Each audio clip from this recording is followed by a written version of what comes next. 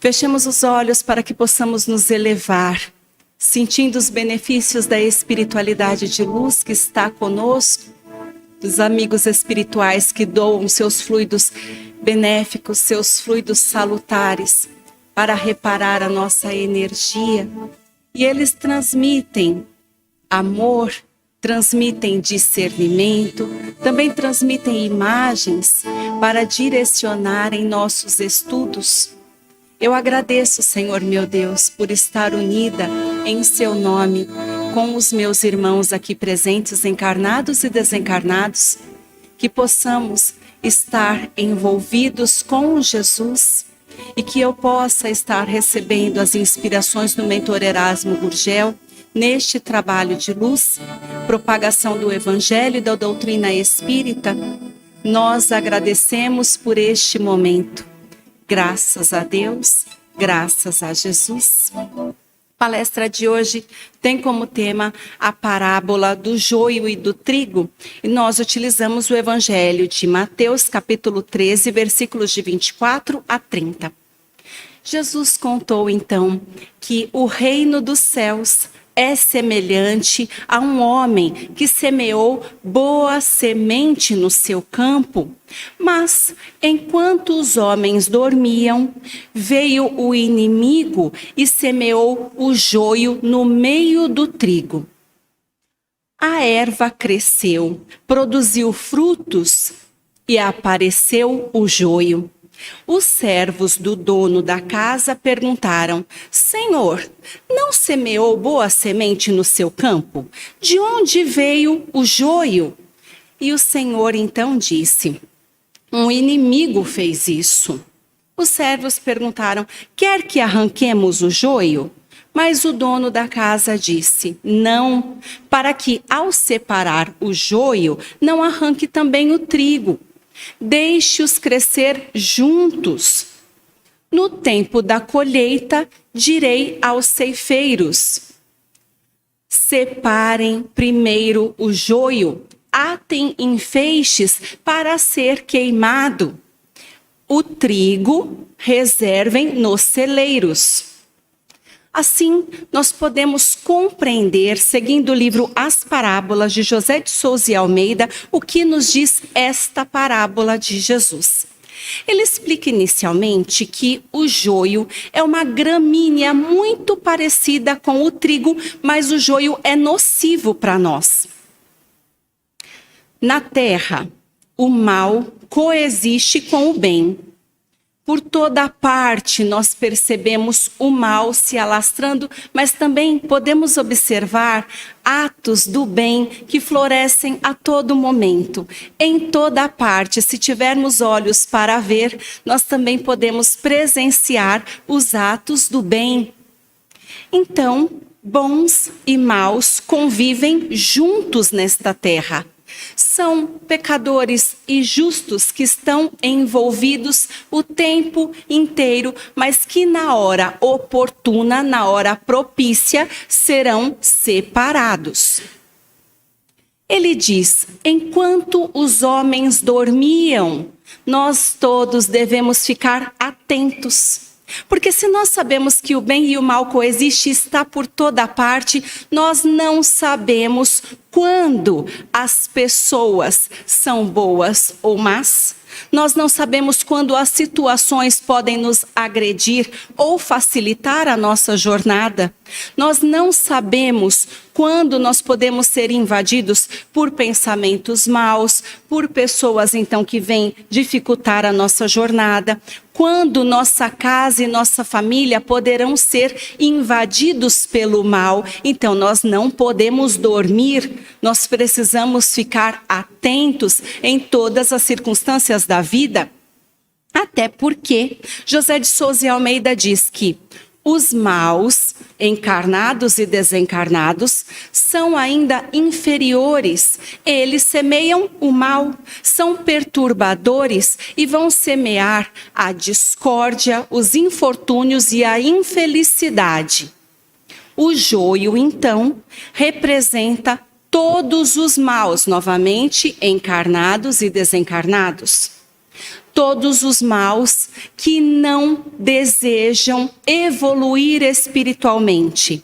Eles não querem ouvir os ensinamentos divinos e nem tampouco desejam praticá-los, desejam cumpri-los.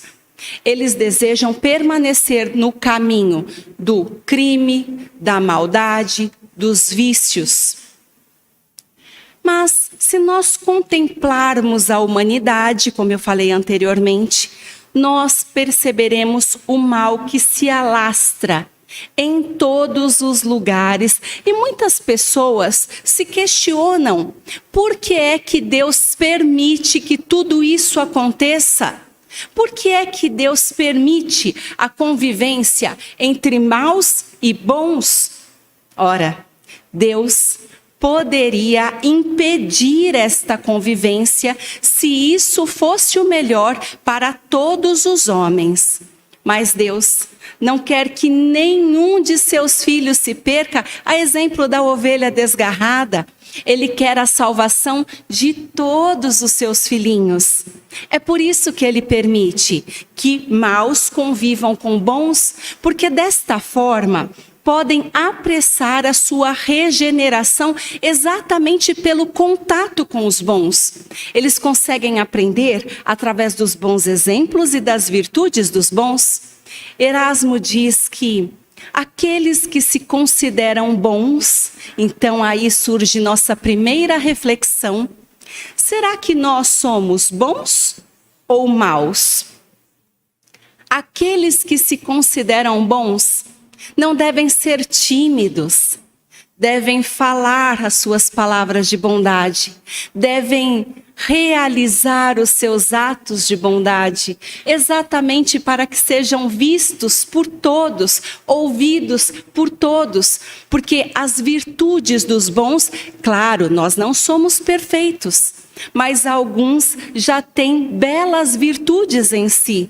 Já não aceitam participar de atos delituosos que prejudicam seus semelhantes, já se entregam a uma caridade sincera, fraternal. Estes são os bons, que não devem ser omissos e nem tampouco tímidos. Devem se expressar na sociedade para que possam germinar cada vez mais o trigo, para que todos possam perceber e aprendam com eles, com seus atos. Então José de Souza e Almeida nos explica que muitos são maus por ignorância, por falta de educação moral, ou então porque estão sendo influenciados por espíritos das trevas.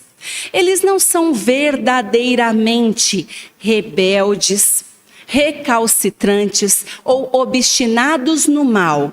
Então, a extirpação, a retirada de todos os maus neste momento, afetaria principalmente esta espécie de maus. Eles seriam comprometidos porque não poderiam participar do processo regenerativo em contato com os bons. É por isso que o joio deve crescer no meio do trigo. Nós precisamos aceitá-los nas nossas famílias, em todos os ambientes sociais onde estiverem inseridos. E Erasmo diz, nós conseguimos identificar os maus, mesmo pequeninos, mesmo no seio familiar, nós conseguimos identificar. Alguns, como o escritor mencionou, não são verdadeiramente maus. Então, os familiares precisam pensar na educação moralizadora das crianças. Nós precisamos estar atentos que estes maus, eles precisam de disciplina, atenção e também bons exemplos com atos de amor, para que possam despertar para o lado do trigo que existe dentro de si. Vamos utilizar outro livro, Histórias que Trazem Felicidade. Este é de Richard Simonetti. Ele diz que o mal contraria a vontade de Deus. Deus não quer o mal. Pelo contrário, Deus só quer o bem, a justiça, a bondade e o amor para todos os seus filhos. Mas o mal surge na terra por conta dos homens.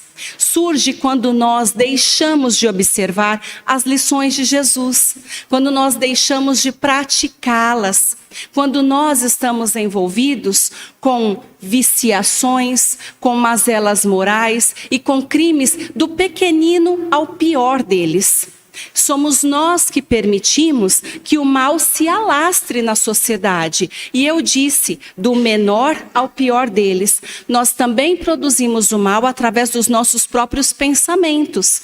Por isso, enquanto os homens dormiam, devemos estar atentos e sempre despertos para que nós não produzamos o mal, mesmo com os nossos pensamentos mais íntimos. Pensamentos no mal atraem seres do mal, podem formar acordos, contratos no mundo espiritual. E, indiretamente, podemos afetar os nossos semelhantes, mesmo com irradiações energéticas que sejam nocivas para nossos irmãos. Estejamos atentos. Ele diz ainda que são representantes diretos do mal, aqueles indivíduos dominados por ambição e rebeldia que estarão incentivando o mal através de erros e vícios, mas como todos os filhos de Deus, um dia eles retornarão para o bom caminho, porque, como disse, nenhum dos filhos dele se perderá. Mas pensemos, Deus permite que cada um de nós possa escolher o caminho do bem e do mal, não é? Deus concede o livre-arbítrio para nós. Tudo posso, mas nem tudo me convém, como disse o apóstolo Paulo. Eu tenho livre-arbítrio, posso escolher o caminho do mal, mas eu terei responsabilidade diante de todas as minhas escolhas. Tudo que eu fizer terá consequência para mim e eu estarei então infringindo a lei se eu cometer atos no mal e vou pagar por estes atos nesta vida, na espiritualidade ou em outra existência. Eu posso escolher, mas tudo terá consequência.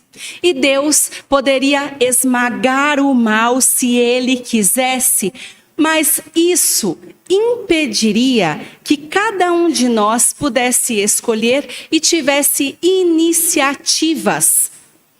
Isso eliminaria de nós a distinção entre o bem e o mal e também as nossas consequências em decorrência de tudo que nós escolhemos. Mas vamos trazer isso para a nossa realidade. Vamos imaginar que nós temos um filho e eu tenho 2 meninas lindas que ficaram em casa. As minhas meninas, então, quando acontece de precisar estimular o crescimento do trigo, e nós, pais e mães, sabemos que devemos fazer isso o tempo todo, sempre estimular o crescimento do trigo, o crescimento do bem dentro dos nossos filhos. Nós fazemos isso através dos nossos bons exemplos, também carinho, atenção, ensinos de valores morais e orientação evangélica. Então, aqui, os 5 importantes que devemos realizar no lar. Assim, nós desenvolvemos o crescimento do trigo, inibindo o joio. Da mesma forma, o Pai Celestial, Ele não usa de violência para conosco. Muito pelo contrário, Ele espera pacientemente até que cada um de nós possa florescer as virtudes que irão representar-nos como filhos do Pai. Estas virtudes irão determinar a nossa filiação divina e Deus aguarda até que cada um de nós possa desabrochar estas virtudes. Quando aparece o joio em cada um dos filhos dele, Ele age com as bênçãos do tempo para trabalhar os corações e assim consegue modificar os caminhos humanos. Vamos imaginar um viciado, uma pessoa que está completamente envolvida com as drogas. Mas nós não sabemos o porquê. A vida dele conspira até que ele consiga adentrar uma casa religiosa. Ninguém conseguiu entender como foi que ele chegou até ali. Mas no contato com a religião, ele começou a despertar a sua responsabilidade diante da própria vida.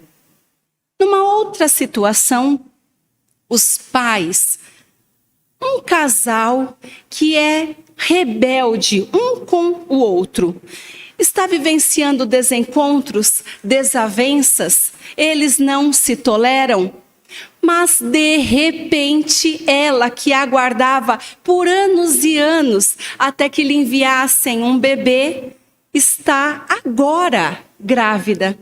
Recebe um filho nos braços e uma oportunidade grandiosa de entendimento mútuo. O que nós estamos querendo dizer é que a espiritualidade, por permissão divina, sempre tenta colocar os filhos do Pai nos caminhos adequados para que apenas o bem triunfe em suas vidas. Nós ainda não temos total discernimento e nenhuma sensibilidade abençoadas para que possamos realmente perceber os seres espirituais que estão aqui, aos montes, ao nosso lado, nos intuindo, fornecendo os fluidos e também todas as condições para que cada um possa se entregar aos atos do bem, deixando de lado e muito distante de nós as inclinações para realizarmos o mal. Mas sim, cada um de nós tem o seu mentor que incentiva, que estimula as ações no bem. E desta forma nós chegamos na outra reflexão. Pensem, meus irmãos, quando foi que vocês receberam uma intuição forte? Você pensou em alguma coisa que não sabia de onde estava vindo, mas aquele pensamento te levou a realizar um trabalho voltado para o bem comum. Alguns aqui tiveram este pedido da espiritualidade e ainda não realizaram isso. Erasmo diz, estão sendo tocados, mas ainda estão reticentes, ainda não creem verdadeiramente. Mas é isso sim, meus irmãos. A espiritualidade chama para os trabalhos voltados para o bem comum. E é desta maneira que nós estamos sempre muito envolvidos com o bem e nos distanciando cada vez mais das propostas do mal. Mas vamos pensar que, em decorrência de tudo isso, sempre chega o momento da ceifa. E esta ceifa é tempo de avaliação em 3 níveis. Primeiro, em tempos de crise. Em tempos de crise, quando nós passamos por enfermidades, quando nós passamos por dificuldades financeiras, problemas familiares, ou mesmo desilusões amorosas, nós iremos avaliar se dentro de nós temos o joio ou o trigo. Porque se nós temos o trigo, nós conseguimos passar por tudo, nos superando, porque teremos o equilíbrio e também o entendimento de que nós precisamos passar em prol da nossa própria evolução. E nós passamos com certa esperança, com certa calmaria, com controle emocional. Mas se nós ainda temos o joio instalado em nós, aí se instala a inconformação, o desespero e também a revolta. O segundo momento é no momento da morte, quando nós nos deparamos com a grande ceifeira, e aí a consciência avalia para onde nós seremos lançados a partir do joio ou do trigo que tenho dentro de mim. Se eu tenho o trigo, se o bem germinou e floresceu dentro de mim, eu então poderei estagiar o mundo espiritual. Mas, se eu estou ligada ao joio, ao mal, eu irei para experiências dolorosas em regiões de sofrimentos bem perto da esfera humana. O terceiro momento é o momento que todos aguardam e comentam muito, o momento de transformação do planeta Terra. Sempre quando falam desta parábola, estão sempre falando muito deste momento específico, que é quando o mundo passará de planeta de provas e expiações, onde prevalece o joio, para se transformar no mundo de regeneração, onde o trigo predominará. E nós falamos que aí então serão retirados todos os joios, a exemplo do que Jesus traz na parábola. Então, atem em feixes para serem queimados, serão então lançados em planetas inferiores até que possam compreender que devem realizar a vontade de Deus. E é com isso que nós trazemos a reflexão de hoje. Nós somos joio ou trigo? Compreendo que todos que estão aqui são trigo, porque desejam ouvir a palavra de Deus, desejam cumprir as suas leis divinas e seguir em retidão, conforme o que é da vontade do Senhor. Mas trigos, todos vocês que estão aqui, como estão produzindo o bem na sociedade? Como estão falando das obras do Senhor Jesus? Como estão cuidando das nossas crianças e idosos? Como estão produzindo, ofertando alimento, roupas, matando o frio e a fome daqueles que estão na rua? Como vocês estão propagando a fé e a esperança? O trigo deve sim germinar, florescer, deve produzir boas obras e deixar evidentes para todos, para que joios possam se transformar, para que joios possam entrar no real processo de regeneração, e isso em toda parte, trigos. Em casa, no ambiente de trabalho, na sociedade de forma geral, aquele que tiver o bem dentro de si deve mostrar as suas ações no bem. Eu agradeço muito a todos os trigos que me ouviram esta noite. Para que possamos finalizar, por favor, me acompanhem na prece. Amado Senhor, nós agradecemos pelas instruções do alto, pelos ensinamentos do amado Mestre Jesus, que possamos sair daqui cheios do teu amor, com fé no amor que o Senhor tem por cada uma de suas criaturas e de que nenhum de nós se perderá no caminho, nós estaremos cada vez mais perto de ti. Eu agradeço a Erasmo por mais este trabalho de luz, que meus irmãos possam sair daqui cheios de paz e luz. Gratidão por este momento. Graças a Deus e a Jesus.